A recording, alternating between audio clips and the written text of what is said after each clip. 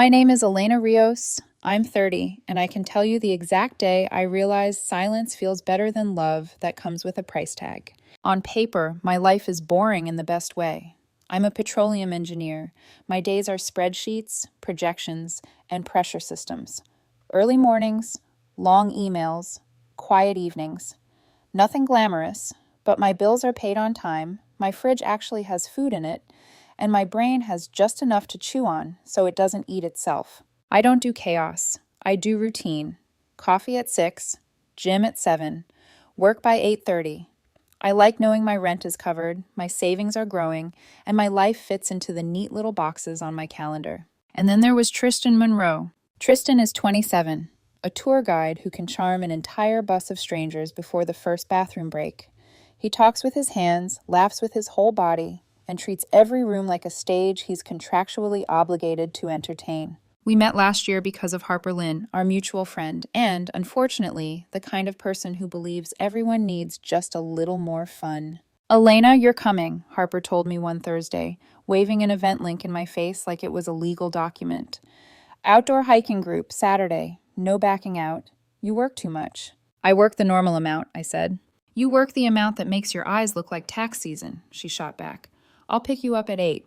Which is how I ended up standing at the base of a mountain trail, holding a reusable water bottle and questioning my entire life as Harper waved me toward a crowd of strangers.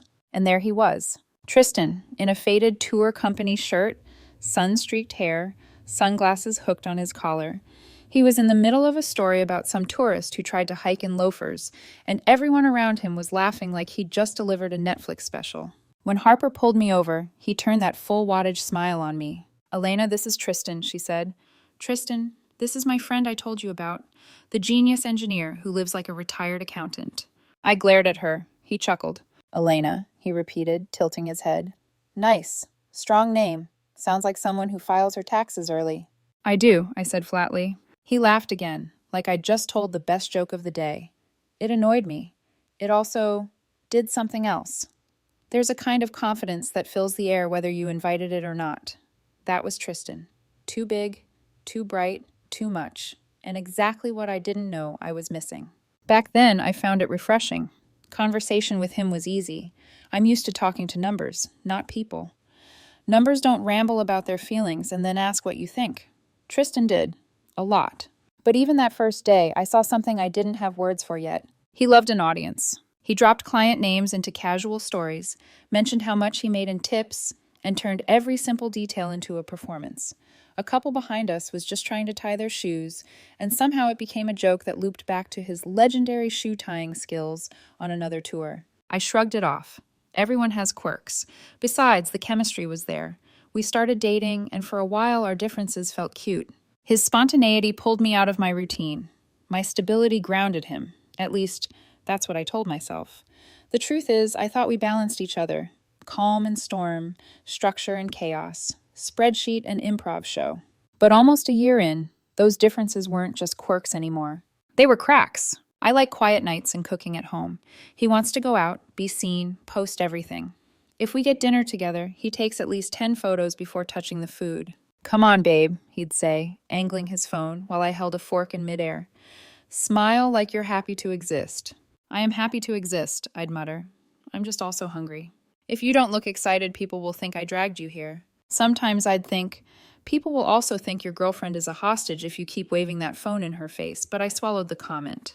It didn't feel worth the argument. He lived like life didn't count unless someone else watched it happen. I lived like the camera was off unless I decided otherwise. The shift started on a Sunday morning that should have been forgettable. I was half awake in the kitchen, hair in a messy bun, wearing the same old t-shirt I'd had since college. Coffee machine humming, the good kind of quiet. Tristan leaned against the counter, scrolling on his phone with that tone in his voice. The dreaded, "So, I've been thinking." That tone never meant anything good. About what? I asked, pouring coffee. About our future, he said, like we were about to sign a treaty. We could really level up if we combine finances. I paused, cup halfway to my mouth. Combined finances? I repeated. Yeah, he said, as if it were obvious. Come on, we've been together almost a year. You've got your savings, I've got mine. Well, yours is bigger, clearly, he added with a laugh. It's about partnership. My friends say when you're serious, you share everything. There it was, the word, everything. I waited for him to laugh it off, to say he was kidding. He didn't. So I did what I always do when I feel cornered. I used sarcasm. Didn't realize we were merging accounts already, I said. Should I bring a lawyer or just a pen? His face froze. Wow, he said slowly, locking his phone. That's kind of a controlling response. I set the coffee down. Controlling, because I don't want to hand someone my savings like a party favor? It's not about that, Elena, he shot back. It's about trust. You act like I'm trying to rob you. My throat tightened. 10 years of slow savings flashed in my mind. Every extra hour, every skipped impulse purchase. Then another image. My dad, broke and furious in our kitchen when I was a teenager, telling me how his friend cleaned out their business account. He'd said, "Money isn't just numbers, kid. It's time, sweat, choices. Don't hand that over to someone who treats it like confetti." I looked at Tristan. "I just don't think mixing money is the next step when we don't even live together," I said carefully. He scoffed, shaking his head as if I'd missed something obvious. "You're so secretive," he muttered. "You treat me like a stranger." I could have explained. I could have told him how I watched my father box up his office after a bad partnership, how I promised myself I'd never let anyone have that kind of access to my life. But I knew exactly how that conversation would go. He'd call it baggage. He'd say I was punishing him for someone else's mistakes.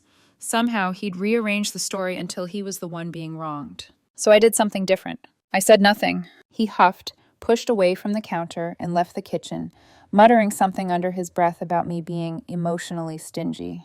I stood there, coffee cooling in my hand, replaying every word. It wasn't the money that bothered me. It was the entitlement. The way he said we when he meant me, as if what I earned automatically included him by default, just because we were together. That was the first time I realized we weren't in the same relationship. I saw two people building something slowly. He saw a lifestyle waiting to be upgraded. I rinsed my mug, wiped the counter, and made a quiet decision. No more arguing, no more explaining, no more long, circular conversations that left me feeling like I'd committed a crime for having boundaries. I would watch. I would listen. I would treat him like one of the systems I manage at work.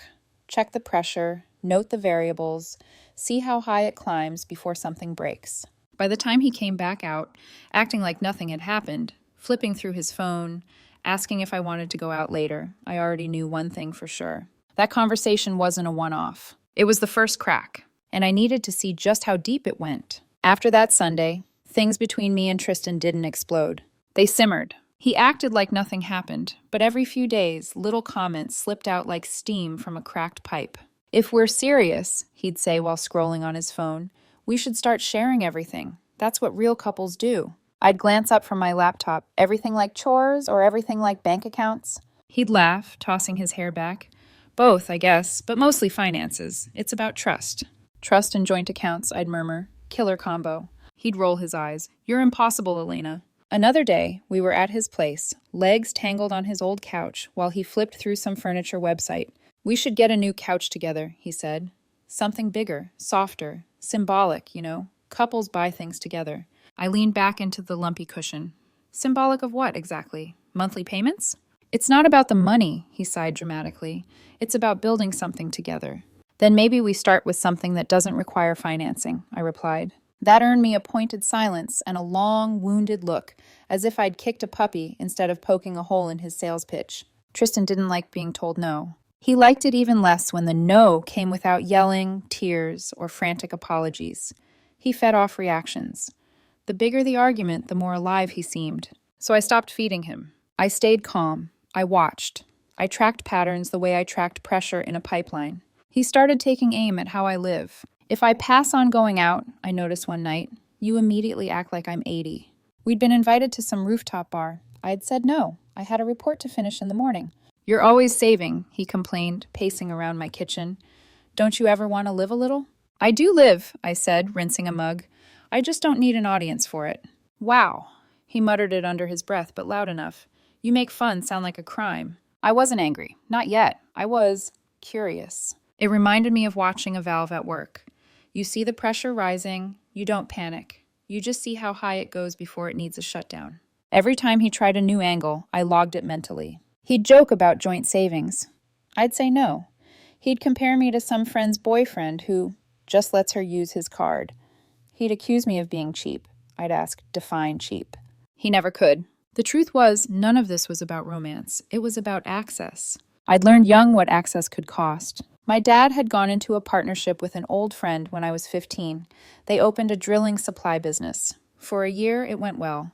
New clothes, better groceries, the kind of Christmas where the gifts under the tree didn't look like an apology.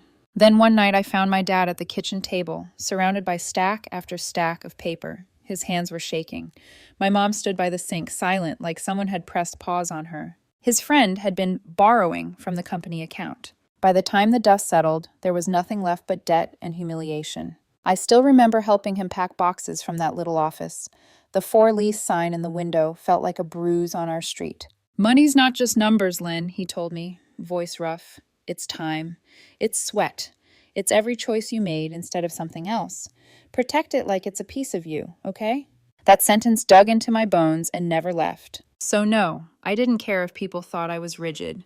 I cared that I'd built everything I had, slowly and quietly, and I wasn't about to hand the key to someone who treated the idea like a lifestyle upgrade. Still, I didn't confront Tristan directly. I didn't give him the blow-up scene he seemed to be circling. I just kept listening. One night, after a long day at the field office, we were sitting in a diner. Neon lights buzzing above us, the smell of burnt coffee and fried food hanging in the air. He was venting about a rough tip day when he suddenly pivoted. "You know what your problem is?" he asked, stirring his soda with the straw. "I have many. You'll have to be more specific." "You're too rigid with money," he said. "You plan everything like you're 80. You don't splurge, you don't take risks, you just exist." I stirred my coffee slowly. "Existing has worked out pretty well so far." "It's controlling," he pressed. "You decide everything about spending, what we eat, where we go. It's exhausting." "You're free to spend however you want," I said, meeting his eyes. "I just don't have to fund it." "That's not the point," he snapped. "You treat money like a weapon, like I'm the enemy." I felt my lips twitch into a faint smile. "If controlling means not being stupid," I said quietly, "I'll live with it." He stared at me like I'd slapped him. Not because I'd yelled, but because I hadn't. The lack of drama rattled him more than any shouting match would have. He grabbed his jacket. "I need space," he muttered, sliding out of the booth. I didn't beg or plead. I just paid the bill, finished my coffee, and watched him walk out into the night. By the time I stepped outside, the air smelled like rain and exhaust, and all I felt was certainty. He wasn't testing my trust. He was testing my limits, and he'd just found one. A few days later came Harper's birthday. She turned 29 and decided the only acceptable way to celebrate was dinner at one of those new fusion restaurants where everything looked handcrafted and tasted like an Instagram filter. Dim lights, loud music, cocktails with herbs no one could name, 20-something couples taking photos from every angle. Harper had booked a long table. When I walked in, she was glowing at the center of it, hands flying as she talked. 10 of us sat in a loose curve, old coworkers, mutual friends, a couple of people I only recognized from tags on social media. Tristan showed up 10 minutes after me, dressed like the main character in his own movie. Perfectly fitted shirt, expensive-looking watch he absolutely could not afford, cologne you could smell before you saw him. "It's a birthday, not a premiere," I said as he slid into the seat beside me. "You're just jealous I clean up better than you," he teased. "Someone has to," I replied, deadpan. He laughed, assuming I was joking. I wasn't. The night started light. Toasts for Harper, shared appetizers, stories about old office disasters. But Tristan was restless. I could feel it in the way his foot bounced under the table, the way his eyes kept scanning for New Year's. Within 10 minutes, he'd turned the conversation toward himself. He complimented people loudly, exaggerated his latest tour stories, reenacted drunk tourists almost falling off cliffs. His voice was a little too loud, his laugh a beat too sharp. It wasn't conversation, it was a performance. I stayed quiet, ate, listened, waited. I'd learned something important. With Tristan, interruptions were oxygen. Halfway through the meal, while servers cleared plates, and someone made a joke about ordering dessert first, a girl at the far end called down the table. "So, Tristan, how's the tour life?" she asked. "Summer must be crazy for you." He smiled like the spotlight had just swung into place. "Oh, work's good," he said, twirling his straw. "But Elena here, she's the real breadwinner. Petroleum engineer money hits different." Several heads turned toward me. Harper's eyes flicked between us, wary. "Pays the bills," I said, taking a sip of water. Tristan wasn't done. She's being modest, he insisted.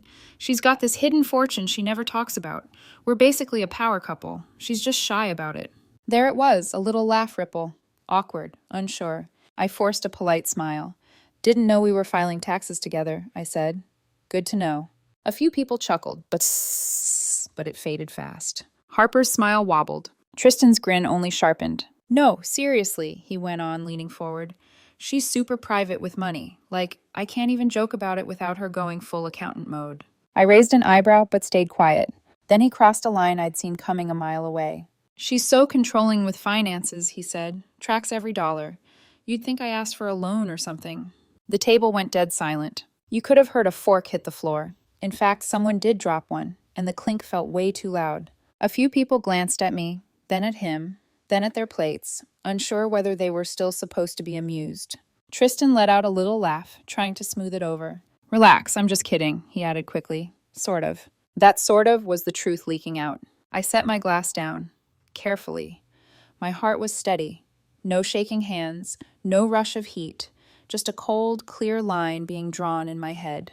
If control means paying my bills on time, I said calmly, instead of funding someone's spa addiction, then sure, I'll take controlling. The silence that followed didn't feel awkward. It felt sharp, alive. The kind of silence that happens when everyone at the table realizes they've just slid into the middle of something raw and real. A few nervous laughs fluttered and died. Tristan's smile trembled, then froze. Across from us, Harper lifted a hand and waved a server over, her voice suddenly too bright as she asked for another round of drinks. She was trying to patch the mood, but the tear was already there. Wow, Tristan muttered under his breath. Real classy, Elena. You brought it up, I said, leaning back. His jaw clenched. He didn't say another word for the rest of dinner. The others tiptoed around us, shifting to safe topics.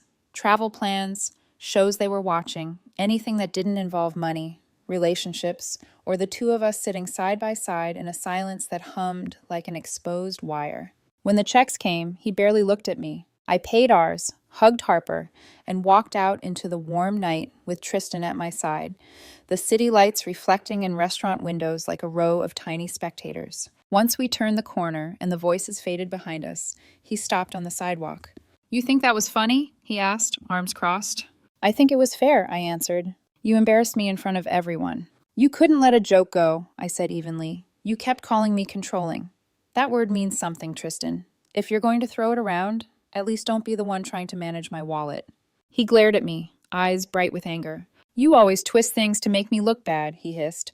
I was being playful. You made it ugly. You embarrassed yourself, I replied. I just stopped you from making up my life story. For once, he didn't have a comeback. He stared out at the street, jaw tight, then walked ahead of me to the car without another word. On the drive home, he turned the radio up so loud the bass rattled the door. He didn't look at me once. I watched the blur of city lights through my window and felt something settle inside me. Not guilt, not regret, just confirmation. He wasn't just careless with my boundaries. He was willing to use them as props for his own performance. And when someone is comfortable turning you into a villain for applause, it's only a matter of time before the show gets uglier. Tristan went quiet for 2 days after Harper's birthday dinner. Not the peaceful kind of quiet, the calculating kind, the kind that hummed beneath the surface like a storm deciding where to land. On the third day, the flood began. At 11 in the morning, I got my first voice note. His tone was soft, shaky, performed. Elena, I hate how we left things. I was just joking.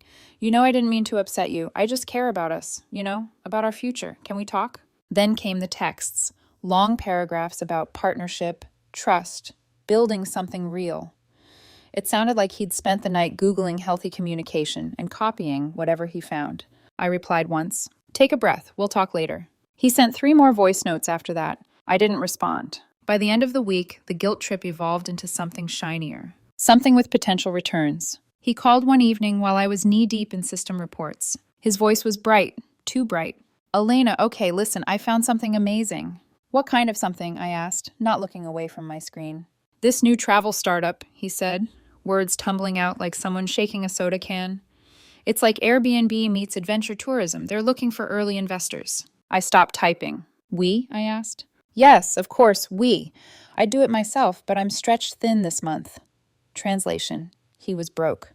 You've got savings sitting around doing nothing, he went on. It could triple in a year. There it was. The real pitch. Send me the info, I said calmly. He paused, surprised I wasn't immediately shutting him down. Really? Really. A minute later, he texted a link. The website looked like it had been slapped together by an AI program from 2012. Stock photos, buzzwords like global experiential enhancement, and nothing, absolutely nothing, about who owned or ran the company. No registration number, no corporate info, just a contact us box and a photo of 3 founders whose faces were so obviously stock images they probably sold toothpaste in other ads. I called him back. So who's running this company? I asked. Some entrepreneurs from California, I think, he said. You think? Well, I saw them on a podcast. What podcast? A long pause. One of them. What's their business model? I asked. You know, creating unique travel experiences that empower global... That's not a business model, Tristan. That's a slogan.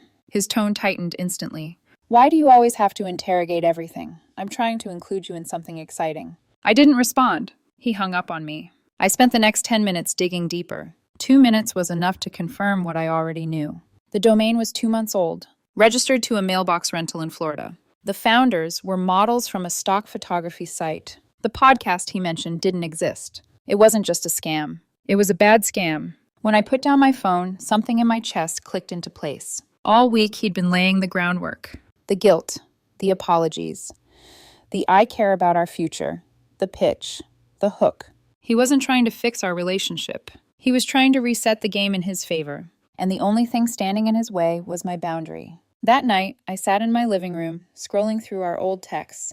Every guilt trip, every dig about money, every accusation. A single pattern stitched through them all. It was never about us. It was always about access. To my money. To my stability. To the life he thought he deserved by proximity. I'd stretched the line too far, letting him think my boundaries were negotiable. Time to cut it clean. So I did something I rarely do. I prepared. I changed every password. Enabled 2-factor authentication. Updated my bank notifications. Set unknown callers to silence at work. Backed up old messages in case he tried anything clever. By Monday afternoon, I was ready. At 4:17 p.m., he texted, "Be home at 7. We need to talk." No question mark, no asking, just entitlement dressed like urgency. I didn't respond, but I also didn't hide. At 7 on the dot, I heard the click of his expensive but always on sale shoes in the hallway. His knock was soft, fake gentle. I opened the door. He walked in with a bright smile, trying to kiss my cheek. I didn't move. He froze, his hand hovered in the air awkwardly before dropping. "Wow," he said lightly. "No, hello." "Hello," I replied, stepping back. "Let's skip small talk. We both know why you're here." He smiled wider, the kind of smile people practice in mirrors when they want something. "Good," he said. "I hate tension. I've been thinking a lot, Elena, about us."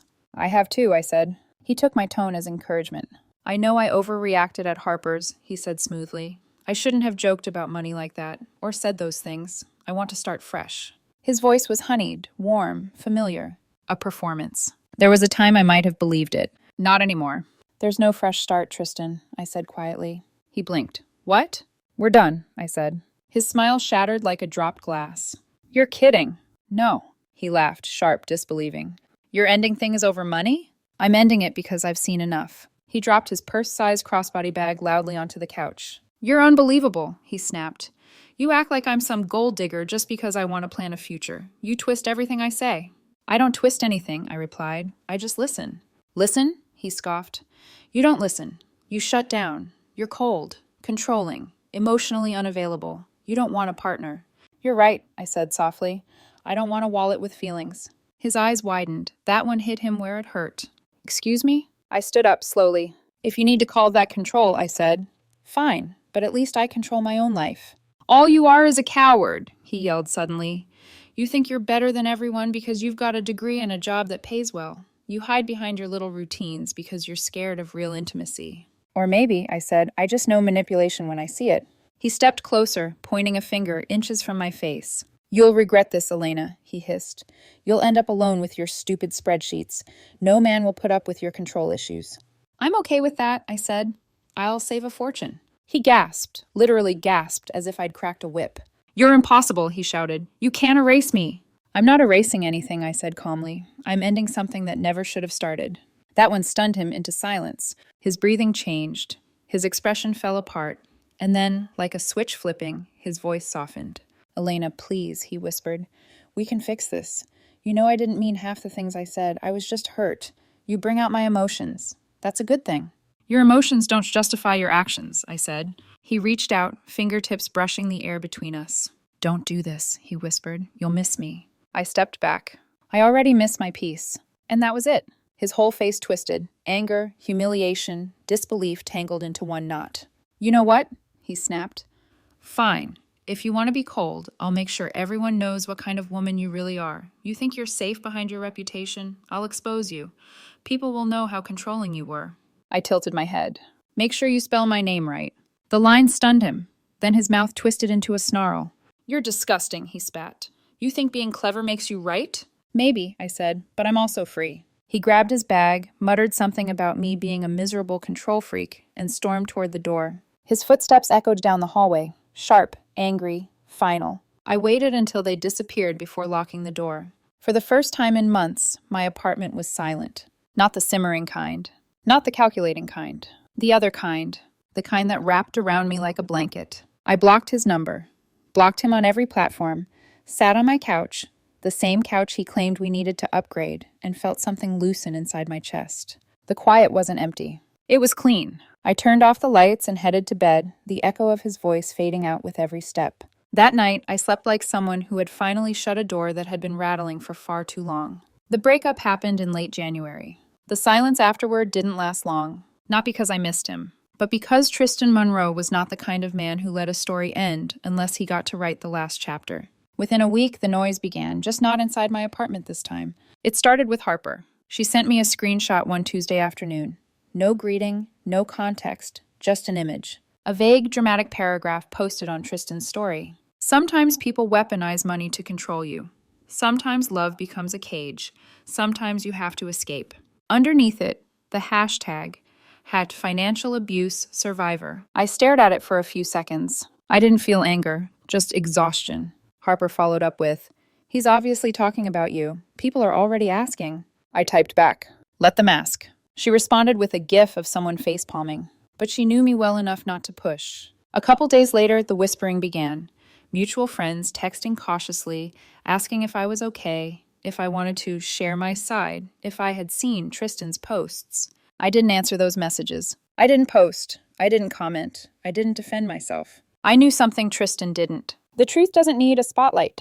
And I had receipts for everything, if it ever came down to it. 2 days later, my phone rang from an unknown number. I hadn't yet switched unknown callers to silent. I answered automatically. Hello, this is Elena. A woman's voice snapped through the line like a whip. This is Tristan's mother. I closed my eyes. Of course. He's been crying for days, she continued without taking a breath.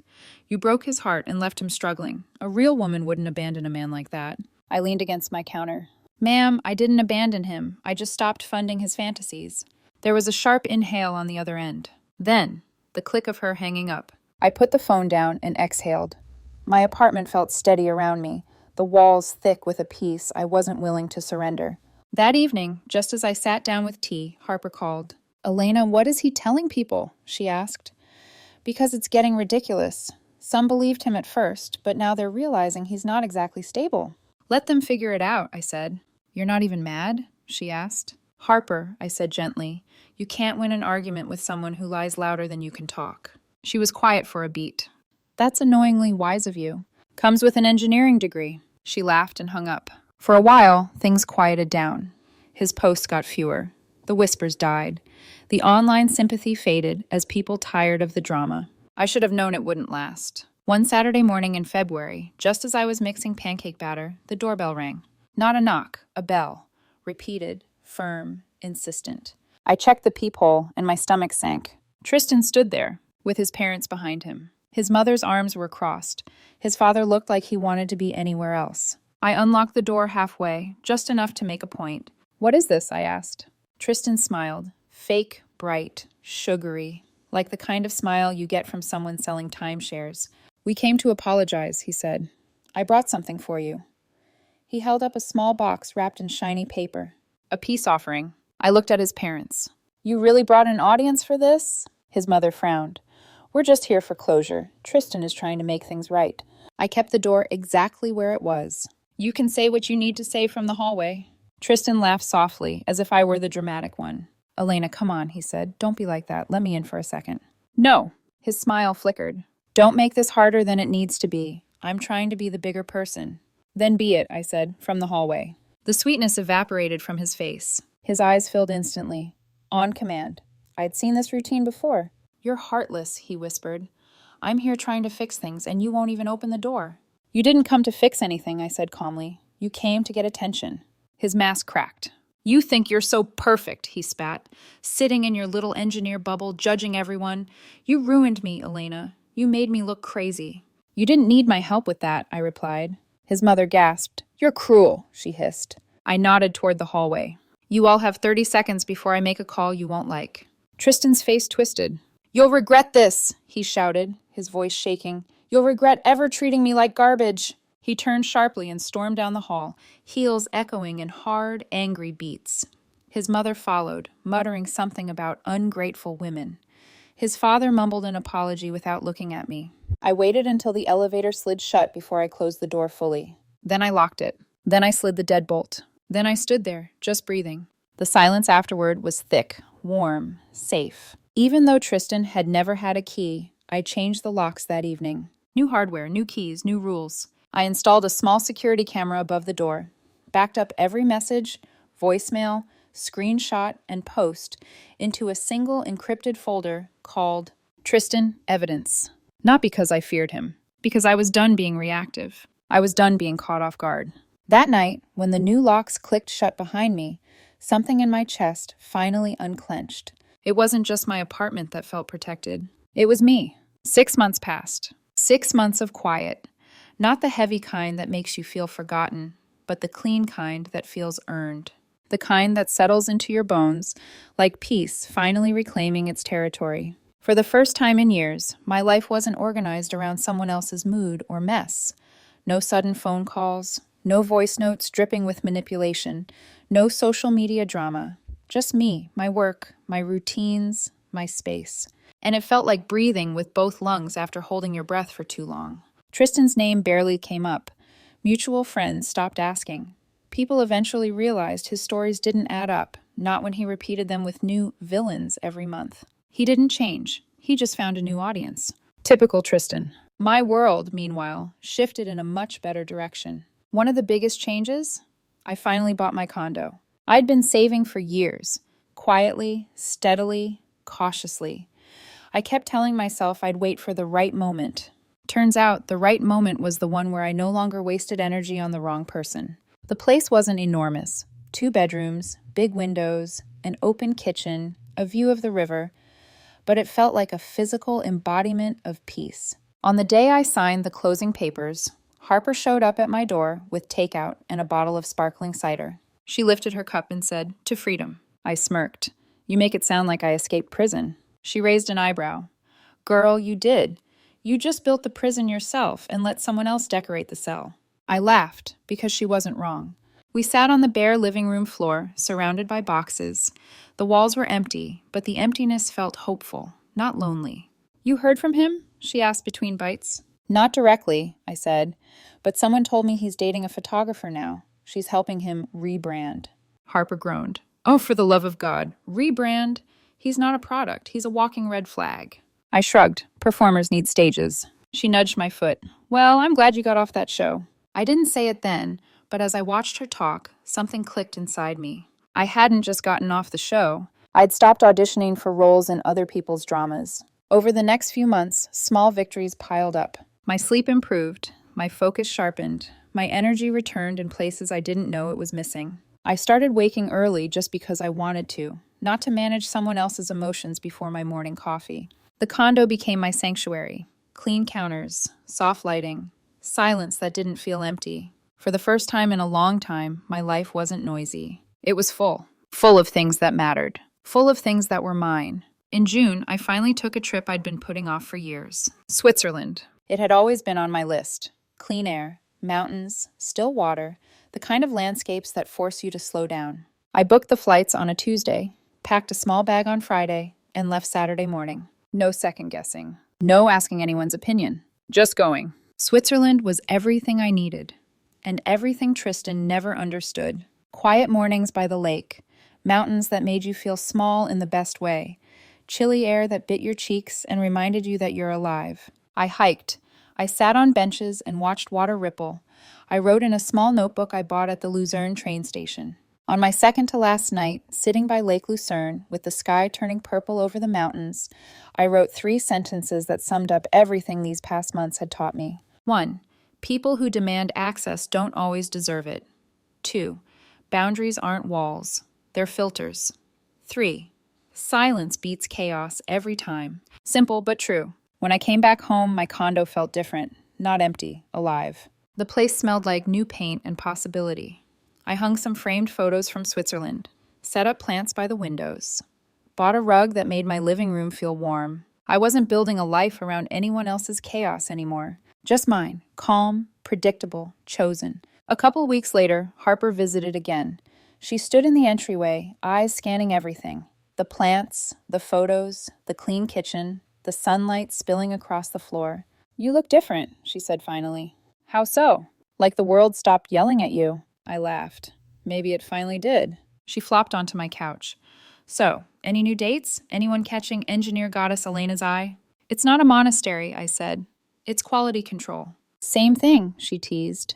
"Still, Tristan told everyone you were cold and controlling. You handled the breakup better than I ever could have."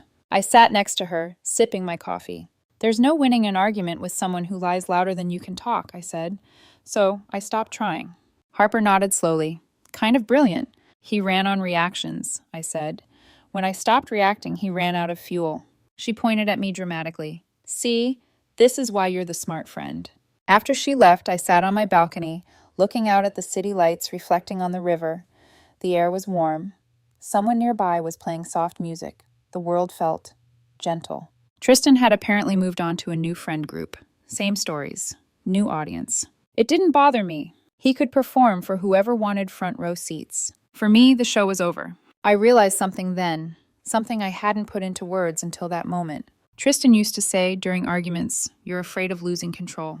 But he was wrong. I never lost control. I just stopped letting him think he had any. Control isn't about bending someone else's life around yours. Control is refusing to let someone else write your story for you. He wanted a provider. I wanted a partner. We were both applying for different jobs, and only one of us got hired. The next morning, I woke early, made coffee, and stood by the kitchen window as sunlight painted gold across the river. For the first time in a long time, I didn't think about the past. I didn't worry about the future. I didn't need a plan. I just breathed and smiled. Everything, my work, my time, my peace, was finally back under my control.